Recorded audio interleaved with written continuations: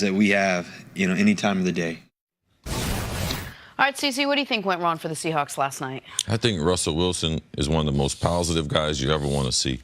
But this is the least talented Seahawks team since he's been on the roster.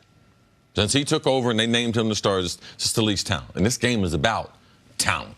And you could see that last night with the lack of you being familiar with who was on the team. But that being defensively, linebackers that you hadn't heard of. A guy that got in Michael Kendricks almost made their big play, almost made a pick on the sideline. Yeah, he was one of their most valuable, and they just got him on the team to play linebacker. Work release. He's potentially facing 25 years. Like, this is not a team that's real explosive. They don't have any identity offensively besides Russell running for his life, but he's been able to do that. But they had Jimmy Graham. They had Doug Baldwin. Jimmy Graham gone to Green Bay, playing football there. Doug Baldwin hurt.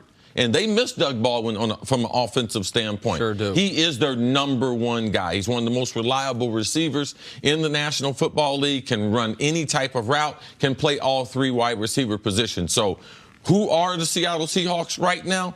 Russell can put a good spin on it. Oh, yeah, we're going back to the 12s. We need all the 12s. And if I was betting money, Russell got more money now than he had when he first took over the team. But he wouldn't be betting no large stack on this lack of a really talented team. That's what Pete Carroll, since he went back to USC, he could recruit and he could develop talent. This is the least talented team since Russell was drafted and he took over. And it's unfortunate, because I get why teams go through rebuilding phases. Typically, you don't do that when you have a top 5 quarterback at what should be his peak age and experience-wise. They have torn everything down, and they are rebuilding in Seattle with their cornerstone still there. And Russell's not going to get this year back. Like, the Seahawks franchise isn't going to get a peak prime year of an excellent quarterback. I think Russell led the NFL in touchdown passes last year, which would be shocking to people. He had something like 20 fourth-quarter touchdown passes last year because they were trailing a lot and he had to bring them back. Like, this is, you said it was the least talented Seahawks team. It's not even close. Like, the Seahawks had been, his first few years, they were one of the most talented teams in the league. The last couple years, I would say they were right above average, league average, above average defensively, a little below average offensively.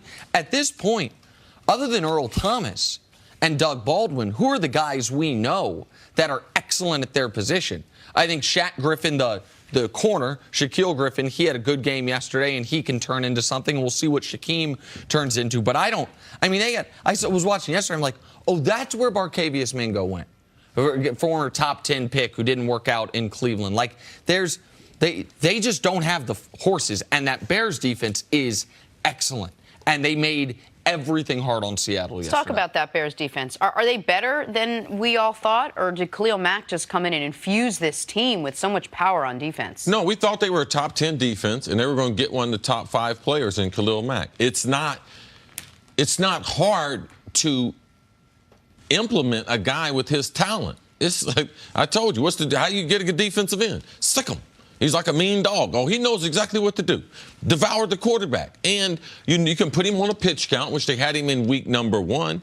But, of course, with the other talent that they have around them, they have another elite pass rusher, Floyd, on the other side, who is a young, up-and-coming premier player ultimately. But, yes, he was going to make this team better. This is what the Bears need. You see that crowd going crazy? Now, defensive football is appreciated in certain cities more so than other places. In Baltimore, they loved it with Ray Lewis. That's all they won with defense. In the city, like Chicago, man, what it does to the crowd, the home field advantage being back there at Soldier Field, man, it's good to see them. What are the Bears known for?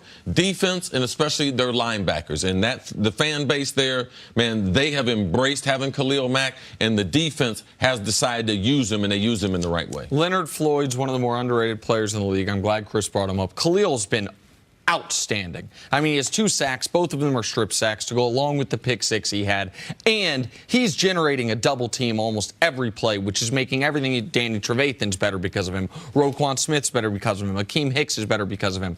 For the Bears to not just have a better defense than we thought, a better team than we thought, They got to at some point let the reins off their number 2 overall pick from a year ago, Mitch Trubisky. He's dead last in the NFL in yards per attempt right now. They are being very cautious with him, and if they are going to be, instead of being a good story, oh, they got to 8 wins, if they're going to compete for a wild card spot in the NFC, they're going to have to try to let him throw the ball downfield, which they have been more hesitant to do than any team in the league.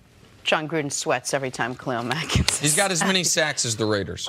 Nice. Coming up, after starting the season 0-2, can you believe things are getting even worse for the New York Giants? Talk about that next on First Things